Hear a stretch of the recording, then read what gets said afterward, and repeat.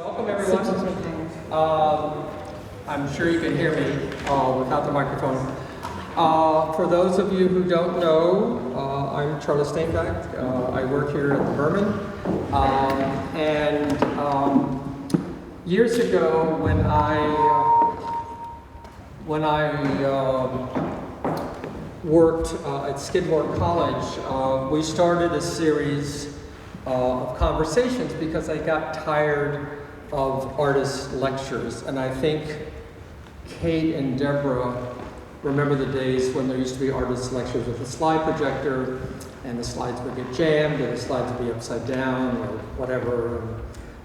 So I decided that I really didn't like lectures, that I wanted to do conversations. So that eliminated the need for a projector and stuff like that. So today we have another one of the series of Berman Conversations with Deborah Barkun and Kate Gilmore. The other thing that I realized when I was sitting upstairs a while ago, sort of thinking about the introduction, is that Kate has all of these sort of wonderful places where she's exhibited her work, like the MAK Museum of Applied Arts in Vienna, Austria, or the Pace Gallery in New York City, or the Pierogi Gallery in Brooklyn. Now, for those of you who don't know, those are really important. You know, if I said the Museum of Modern Art or the Guggenheim, you'd know how important those are. And she's also shown in the Museum of Modern Art.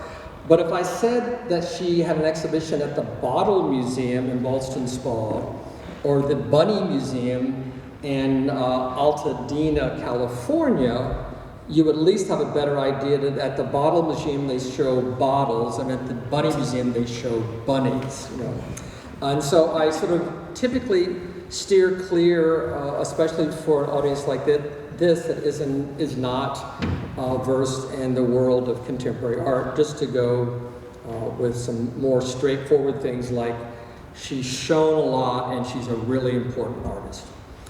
And then we have Deborah Barkun, you know, who has published a number of really important articles on Robert Frank and A.A. Bronson. But again, like these other odd museums, you might not know who Robert Frank is. He's a really famous photographer, and A.A. Bronson is a really important, contemporary artist. But the most important thing about Deborah Barkun is she's the head of the art and art history department and a fantastic teacher.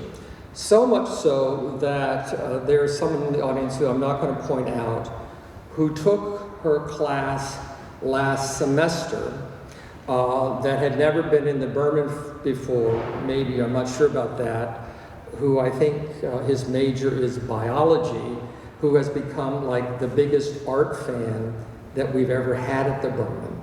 And it really is due to your teaching. And he will say it's because Deborah Barkun explained to me why art is important. We're here to have a conversation, but before we begin, I want to thank a few people at the Berman, Julie Choma, who helped all of this stuff come together, Betsy Witt, who is holding the camera,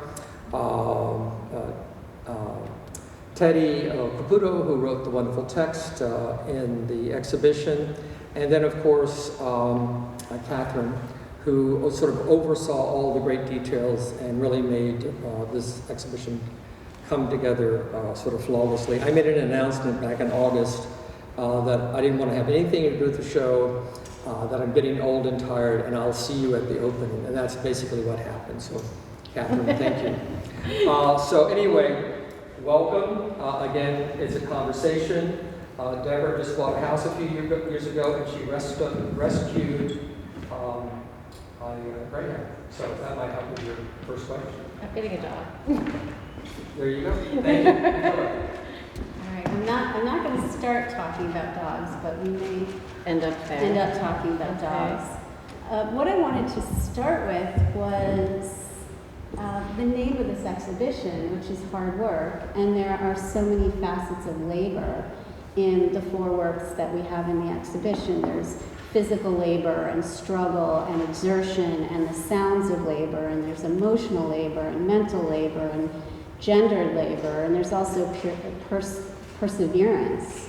And I wonder if you can talk a little bit about how labor functions in these works. Sure. I have like the loudest voice. I do not need this at all. It's really loud. Is it too loud? No, I mean, Okay. I can always turn it down too. So is it too loud for all of you? Okay, well, labor, I guess, so it's hard for me to just talk about this work because I can talk about everything. And and those of you who don't know my other work, I have a pretty decent website that you can see a lot of stuff. I guess for me, it's about achieving a goal. So I don't know if it's so much, I mean, within this idea of setting out a system, setting out a goal, creating a system, and achieving it, labor happens. And so I think, for me to answer the question of what is like how labor exists in this work, I think it's a little big for me. I would say it's more about labor is the process that is necessary to achieve, for these particular characters to achieve the necessary goal at hand, whether it's like getting this chocolate cake or getting out of this tunnel or getting out of a plaster bucket or climbing something. It's like creating these scenarios where I have to achieve something, and the labor is sort of just the thing that happens, like that what has to happen in order to achieve. So I don't know if this is totally answering your question, but I guess it's about, and specifically in these works, like the amount of energy and the amount of work that goes into achieving something, and clearly through a lens of a female character. Does that sort of start answering your question? It does. Okay.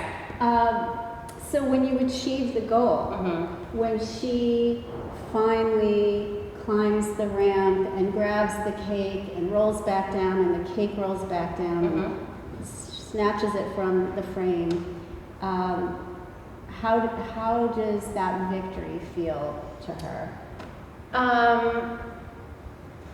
These are old videos, as you can tell. I look a little different.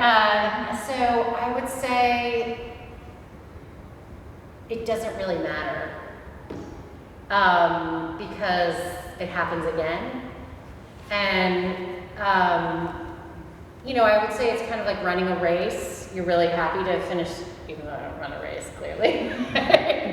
You're really happy to have finished the race, but then it's like, fuck, I got this other race I have to run, And so it just becomes, it's like set up, it's like this never-ending labor, this never-ending process of getting something and throwing it away or having it taken away or having a break, or so then going back and having to do it again and again and again. Like these videos, there is some sort of accomplishment in them, really, but for instance, the plaster one, there is never any accomplishment in it. It's just pure, like, struggle to the very end, and then it just continually struggles because there's no cutoff.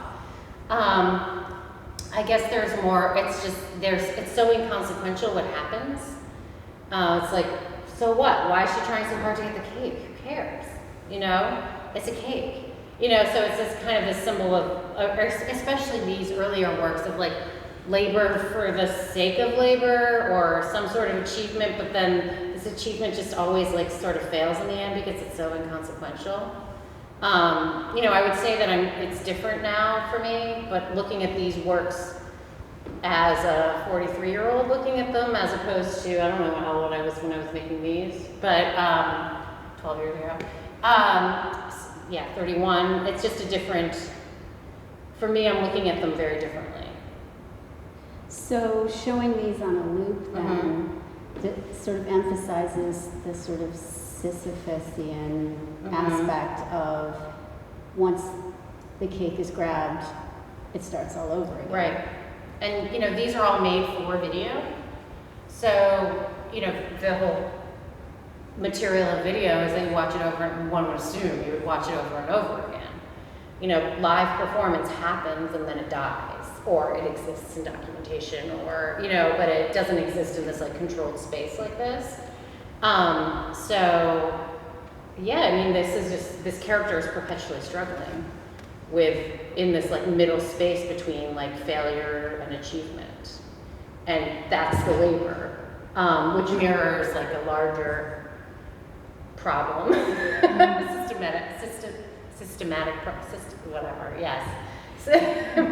larger problem of these particular characters trying to achieve something or change something or transform something. And these as video works, you mentioned, so they're not performed for an audience, they're performed for a camera. Yep. And that was your concept. Can you talk about what it's like then to see audience interactions with them? Because I've been in the galleries quite a bit since the exhibition opened, and I've overheard visitors talking about their own sort of embodied responses to the work, that they feel their heartbeat begin to become rapid, or they feel claustrophobic even though they're in this largely empty space, or they start breathing more quickly because the character is breathing more quickly, and they seem to have this kind of embodied empathic response to the character's struggle. Good. Yeah, that's, you know, good. We should give a shit about somebody, you know, like, God forbid, you know, that's great. I mean, that's, you know, I don't think my goal is to make people feel like they're gonna like go crazy being claustrophobic, but if they do, they do, you know, I don't really, you know, good. I think more, and I'm trying to place myself back in making these videos, and it's hard, because I'm in a different place, we're in a different political space, you know, where it's hard to go back to that time, because it's a very different time right now. But I think when I was making these particular works, it was like at the beginning of sort of making art, and so it was all about trying to show that I had something to say and insisting on someone listening to me, and, you know, insisting on someone caring about who I was and what I had to do and what I had to say. So I think the goal of getting an empathetic response was clearly there, to make someone understand that this particular character is trying to do something. So that, for me, when I hear this from you, it makes me think that these have achieved what they were supposed to achieve, to a certain extent, a partial extent. And perhaps that's part of the labor, is the labor of eliciting a kind of empathetic response from a viewer, which I think in some senses we are maybe conditioned to be desensitized to videos or to things that we can see more than once. Right, and you know, this was 2004, 2005, 2006, so I mean, you know, the internet was definitely a big thing, but it wasn't like it is, like, you know, we didn't have like, was FaceTime even available? Skype, and I mean, we didn't have these kinds of immediate, Instagram wasn't there, I don't think Facebook was around, you know, it was a different, video was sort of, it was in a different moment in the art world and in the whatever world. So for these works to still be able to get people to give a shit in this time where we're so saturated with this, I don't know if with this kind of imagery, but with this kind of material, that's nice to know that I can compete with like Kim Kardashian or, you know, somebody, you know what I mean? Like, because basically at a certain point these exist on a very similar plane. Mm-hmm. But yes, there is labor in getting someone to care, you know, and we have that probably more now than like to have people care enough to do something, you know, to like move. You talk about these the figures in your videos as characters, and they are also clearly characters that are being played by you in 2004 through 6. can you talk about how you conceive of these characters a little bit? Sure. So I grew up in Washington, D.C., suburbs of Washington, D.C. My mother was government, so my mother is like a version of like Hillary Clinton, like basically, or Nancy Pelosi, but like Nancy Pelosi light, you know, like but like those outfits, like I grew up with those outfits and stuff, like, so, you know, I have a very like intense fondness for women in power, but especially that look is it's a very iconic look of a particular era. And that generation of woman is very interesting because they were not supposed to be what they ended up being, you know. We have a very different, you know, that 1950s era woman, you know, achieved a lot with a lot against her, but still kind of carries the baggage of what she was supposed to be and then what she became. Is this making any sense? Yeah, absolutely. Okay. So I would say most of my characters come from that person. And you wouldn't necessarily think this roller skate person or this person stuck in this is like Nancy Pelosi, but it kind of is in a way. So it's these clearly female characters who are very capable, but are sort of constantly challenged to like fight against themselves basically and fight against systems that are designed to basically make them not function in a certain way. So that is kind of the focus of most of my female characters, is that particular woman, where outfits are very clear to identify who someone is, and then achievement is, and function and reliability sort of somehow are defined through this particular way of functioning. So in my earlier work, those types of characters were really important. All through graduate school, I dressed up as Hillary Clinton, like I was just making sculpture as Hillary Clinton. And so it was like I had to embody these particular characters to sort of understand that mentality of extreme achievement with also at the same time being like, fuck, I can't leave the house with like putting my lipstick on, you know? So that was like, it was that particular, I was really interested in like intense, like still following all the rules of society, but also like, I will like tear your head off at the same moment. So that for me was a really interesting moment, that in-between moment between those particular characters.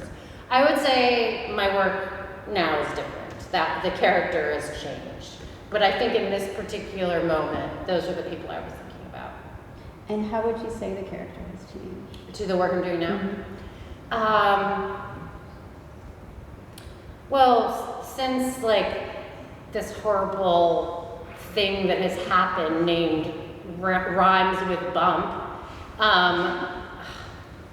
oh my gosh, like the character is really now meant for labor, meant for work. So pure work. So it's less of the accoutrements of like aesthetics and beauty or fashion. It's like boots, sweatpants, baseball hats, brass knuckles. You know, it's defensive, it's prepared to survive. I mean, there's something survivalist in all of these as well, but it's just definitely more like protective. Like clearly female characters or people who call themselves female in outfits that are emphasizing strength and ability to physically and mentally like change something. So in a sense, you're talking about different forms of uniform, Mm-hmm. or the way maybe that the power suit has Mm-hmm. changed, Yeah. or the generational aspects of what it means to be wearing a power suit. And clearly there are some very formal choices in clothing that the characters are wearing. The color choices are very formal, the framing is very formal, and there seems to be a lot of art historical reference. And I just looking at Cakewalk, that the ramp seems to suggest color field abstraction, and the syrup seems to suggest Jackson Pollock strip paintings. So I wonder if you can talk a little bit about those kinds of references in your work. Yeah, it's huge. So I'm one of those people, and I don't think I was, in these videos that you guys have here, I don't think I was conscious of it. I'm just like someone who's well-versed, like in art history, and kind of loves and hates it in this exact same moment. Me too. Yes, because there's problems, incredible problems with it, and you know this. You all know this. And so some of the problems are people like me, or some of you sitting here, historically have not been let into these historical moments. So you're not hearing a lot about these people because they've been neglected. But so anyways, I'm not gonna go and you can do the art historical part, but I don't think I was conscious of it here, but I would say the stage of work right after this, not necessarily where I am right now, but the stage of work right after, yeah, those kinds of pieces, and Buster, and the real paint pieces was like I got it and was like dealing with it.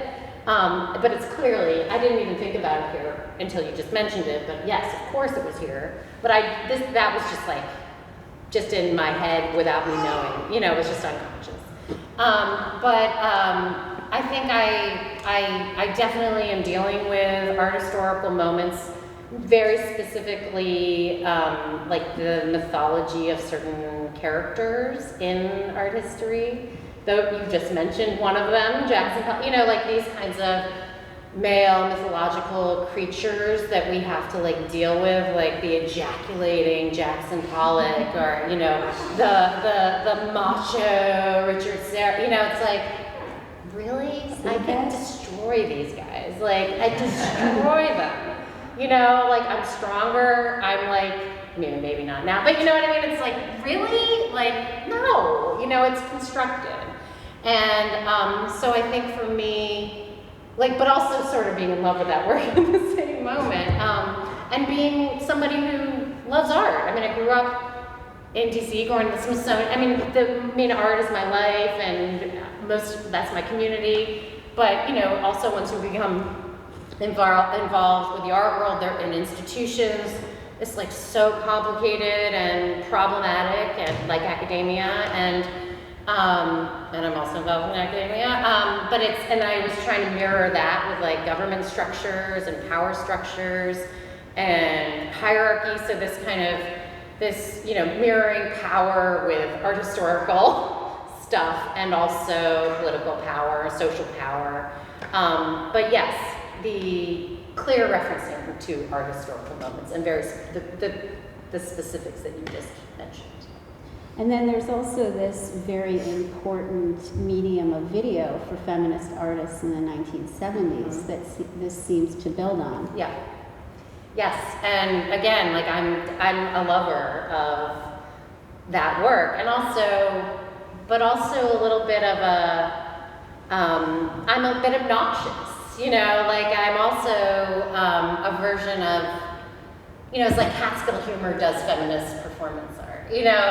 So it's like, I love a Marina Abramovich performance. Like there's nothing better than to see a 70-year-old woman on like a 50-foot platform carving a star in her stomach over and over again. Like, it just doesn't get better than that.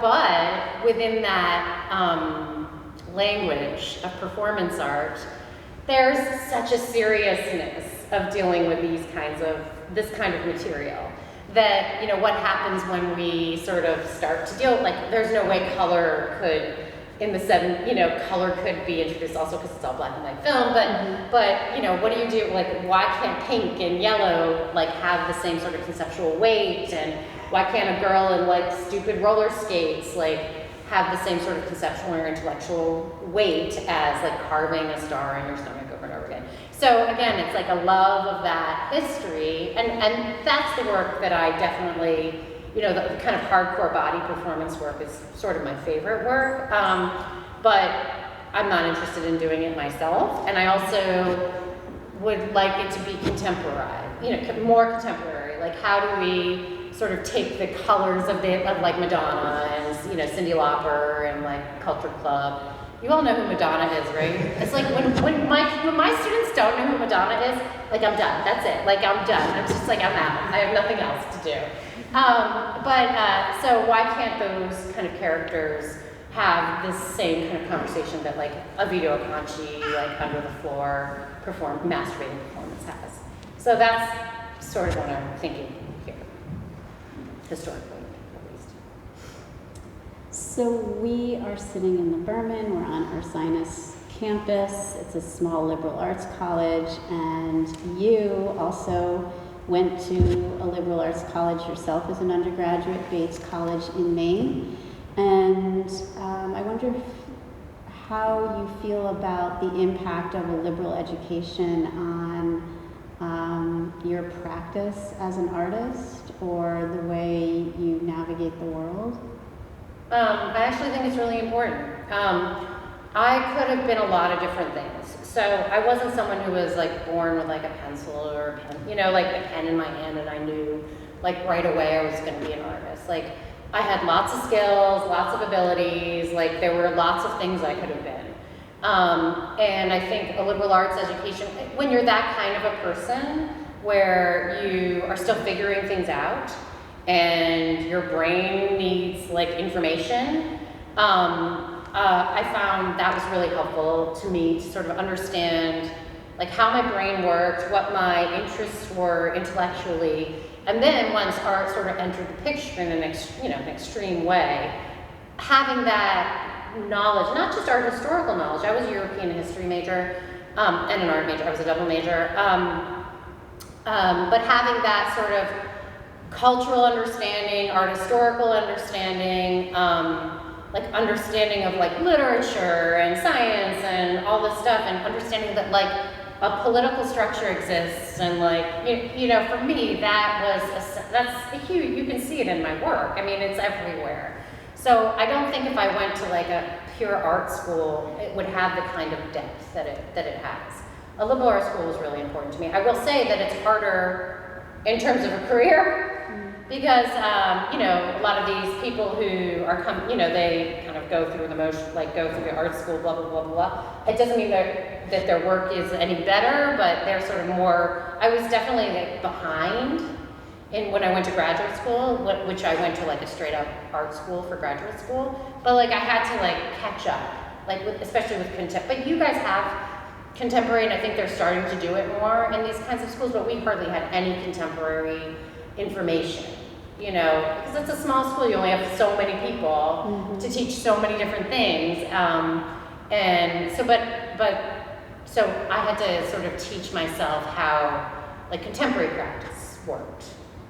And I sort of went in the other direction, where I have a BFA as an undergraduate from an art school on a university campus, and then I went to Bryn Mawr for my MA and PhD, and found myself surrounded by liberal arts college graduates, and I had the studio intensive background and had to sort of run double speed to catch up to them. Yeah, that's hard. Maybe. Yeah, no, it's, you know, but I think in that process, and because, you know, at least for me, and I'm assuming for a lot of you, because it's school, is like, you know, academic excellence and academic, at least pursuit or intellectual pursuit was a big part of I was really dedicated, even if I was always a really dedicated person to like what I was into, whether it was like studying this or art, you know, I was pretty focused. So I think like if you can, you know, taking that sort of intensity and just turning it into other directions works. But I do think there is some catching up that has to happen, for sure.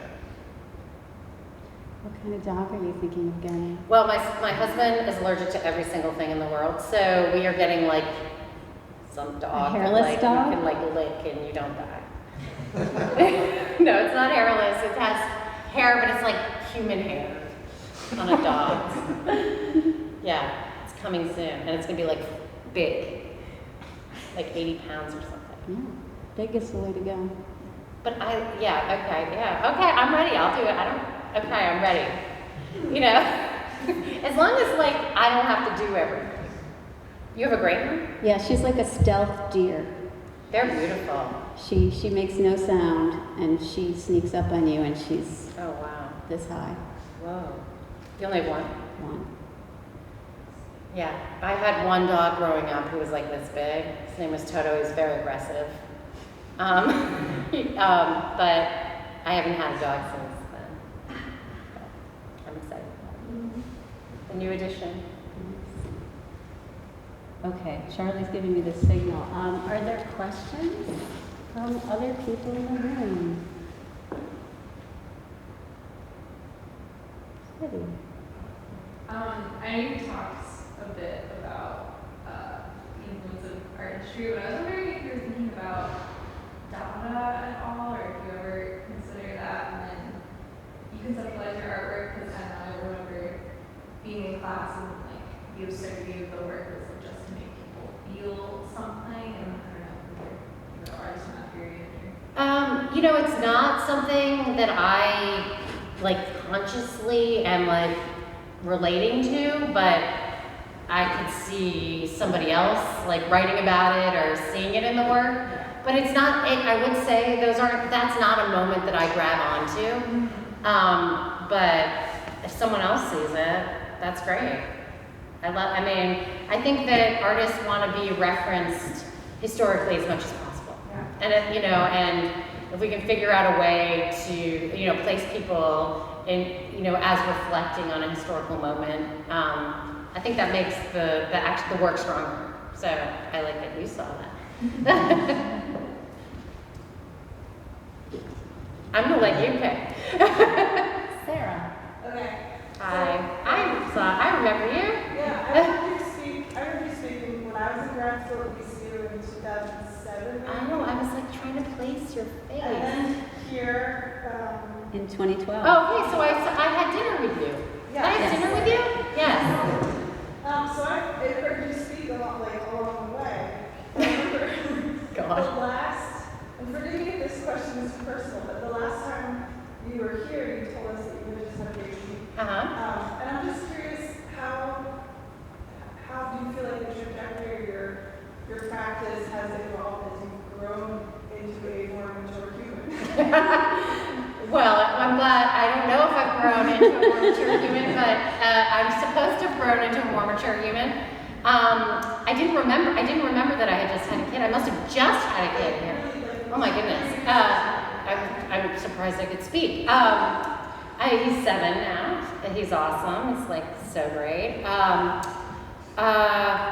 So you're asking me like how. Like how has growing up affected your work? Right. I kind of feel it's interesting because I'm actually not making a lot of videos anymore. I do these kind of really large-scale performance pieces with big groups of people, and I still do occasionally like a video. I would say, and I don't know if it's me getting older or the political system changing or all this stuff, but I'm a little less funny. I don't feel really funny. I'm more angry than I've ever been, and I'm perfectly fine saying it. I'm less apologetic. I was never that apologetic, but I was like, I'm like so not apologetic. I feel like fiercer. I feel, I kind of wish I had the same physical capabilities I used to have. I don't have that, which is upsetting. But mentally, I feel really prepared. I don't know, and isn't that a funny word to say? So I guess the work has changed. I don't feel really funny, but that's probably within the past, couple years where we're in this ridiculousness. But I think that I feel like more responsibility now, and I feel like really dedicated, even more dedicated to my work than I have ever been, because I feel like it's pertinent.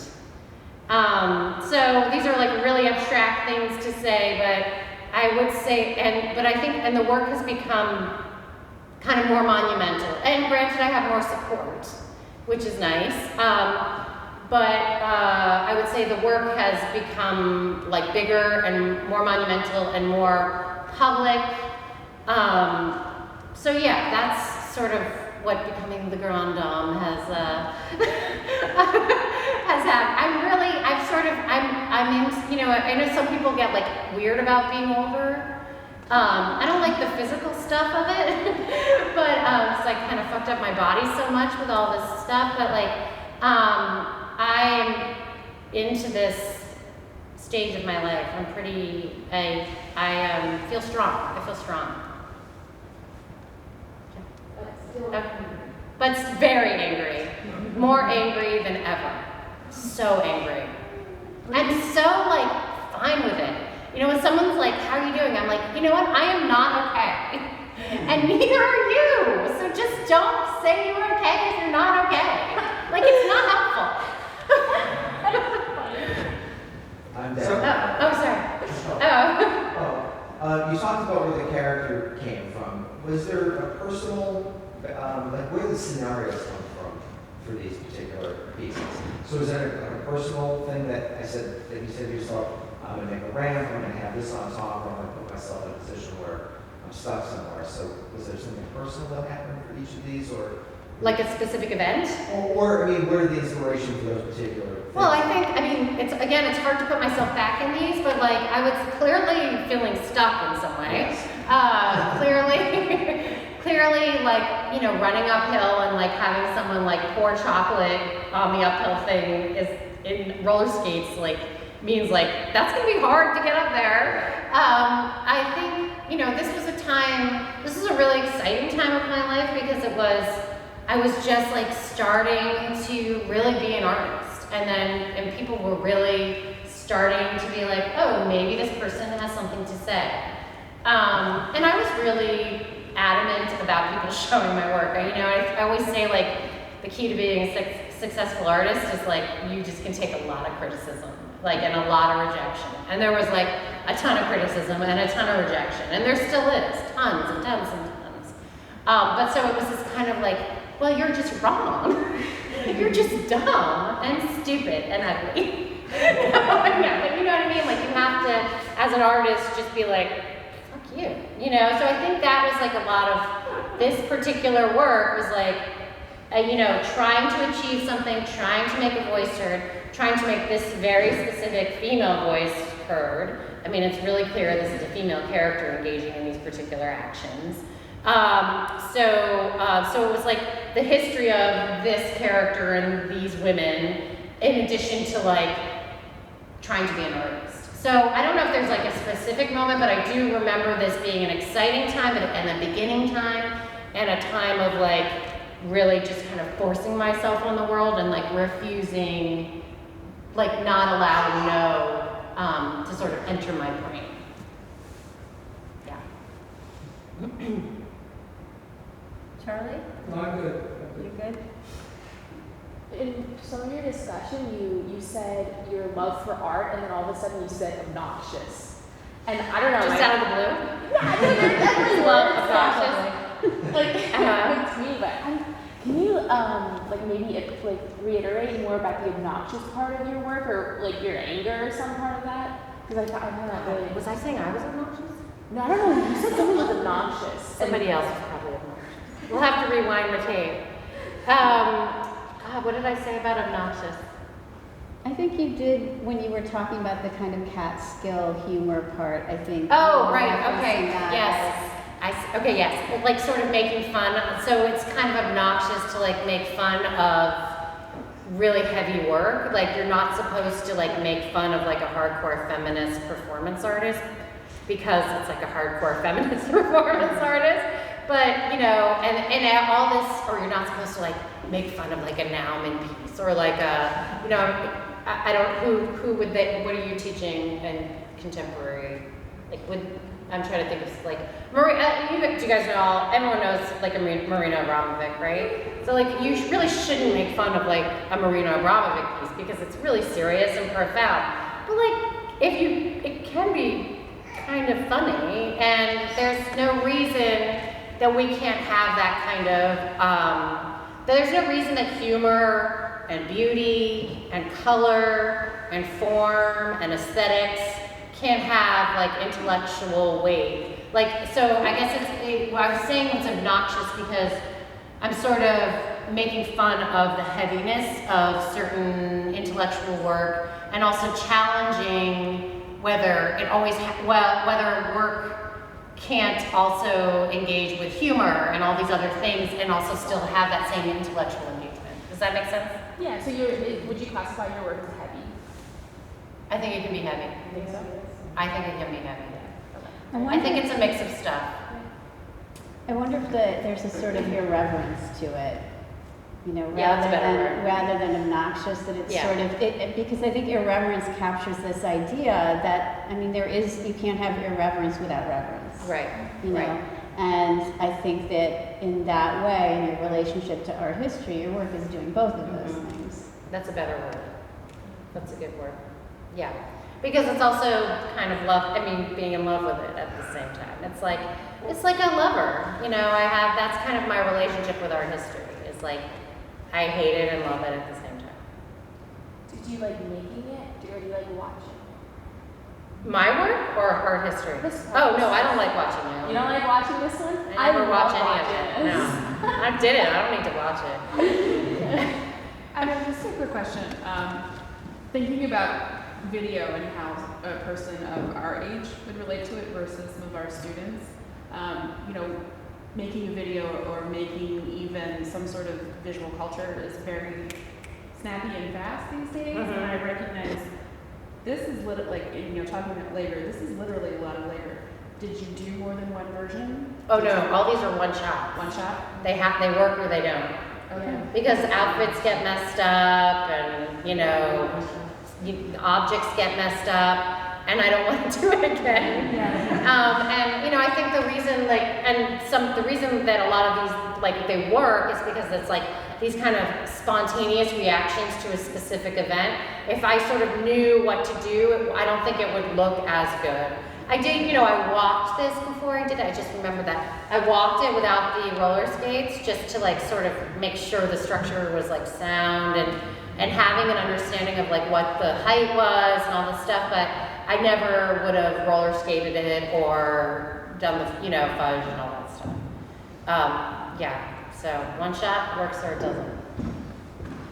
Oh wait, sorry. Somebody else do the, yeah, okay. I have sort of been hearing, as you've been speaking, a sort of like knowing inside of yourself, having that dialogue just in general with your knowledge of art history, contemporary art, and politics, and like having a wide, vast cultural knowledge inside of you, that there's also a level of practicality to the work that you're making. And I was wondering, sort of, because you mentioned like, oh, it would be really interesting to hear somebody read Dadaism in this piece, but also I was just making this ramp and trying to make it work. At what point does this sort of like higher connections to other art and the political climate at the moment connect the sort of practicality of literally just making and doing something like clothes tearing, I have to fix this piece because otherwise I can't make it work. That's a really good question. That's a great question. So I would say it's different now. Okay, so in this work, and like for instance, you know, Deborah's question about, you know, art history, like wasn't even in my head at that point. You know, I have that information, but I was not connecting it at all. Probably politics was in my head just because I'm from that, you know, and and just I've always been very politically engaged. But I had never really consciously engaged with art history in that way. I would say, and all of this stuff, especially these pieces you have here are, everything is done by me. I didn't have any support. You know, these are dumpster dive materials, they're made by me, the lighting's mine, it's shot by me, it's edited by me. You know, every single aspect of every single thing is done by me. And the practicality, which is a great word, of making those things, having a full-time job, having no money, living in Brooklyn, like 3/4 of my rent, 3/4 of my salary going to rent, all that stuff. So like but also trying to make and engage with the art world and like get the work out. So I would say practicality and like making was like kind of the first thing, and then just having confidence like that the other stuff was there. But I wouldn't say it was like 1 + 1 = 2. Now it's different because there's a lot of planning that has to go into a project now.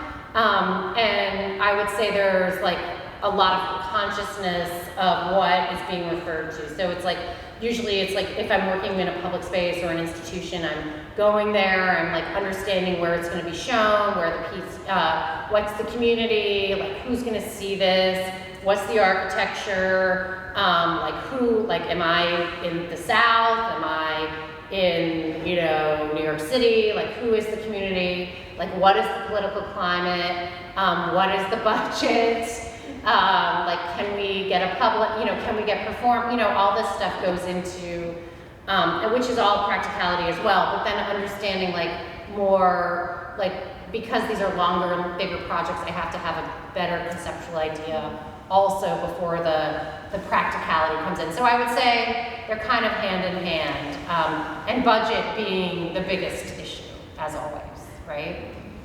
But that's a great question. Yeah. Do you see yourself as a philosopher or an artist? I would love to be a philosopher. I don't see myself as a philosopher. I feel like I should have been in politics. I really do. I feel like I'm in the wrong job. It's like being an artist or be like a politician. No, I do feel very strongly about being an artist, but I don't want to be a dumb artist. And there are dumb artists. They exist. Not amongst us, of course. But I would love to be a philosopher. That said, I would vote for you if you're contemplating a run. I'm contemplating a run. If Donald Trump can be our president, yeah, I did some drugs, but I could still be something, right? You absolutely could. And I will wear a pantsuit for sure with pump. I can't do the pumps, but I'll wear sneakers and a pantsuit. Huh? What? Is there a trend toward Nancy Pelosi and Hillary Clinton's lifestyle?